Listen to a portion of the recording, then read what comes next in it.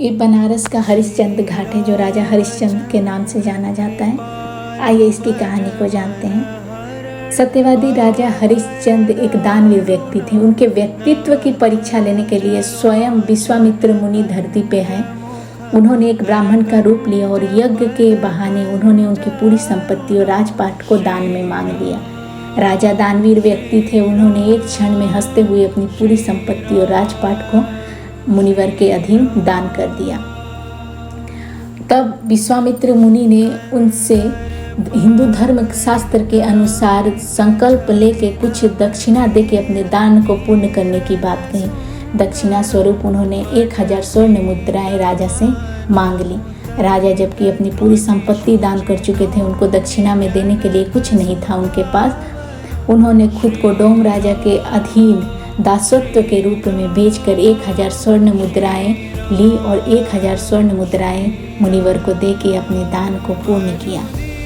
राजा इस घाट पे कर वसूली का काम करते थे।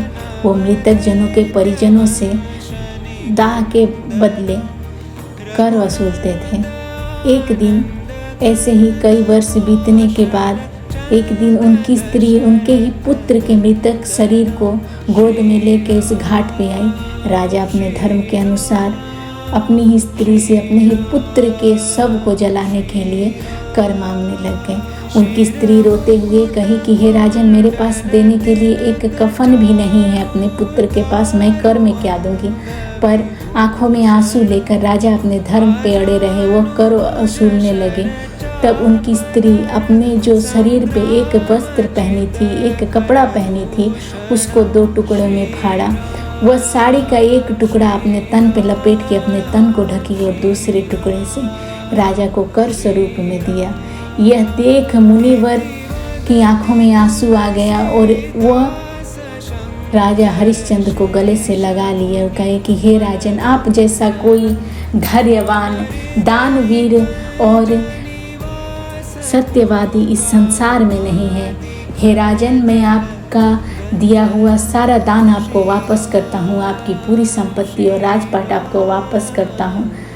यह कहानी से ही इस घाट को राजा हरिश्चंद्र के नाम से जाना जाता है। यहीं पे राजा हरिश्चंद्र डोम राजा के अधीन दासत्व को स्वीकार करके मृतक जनों के परिजनों से कर वसूलते थे।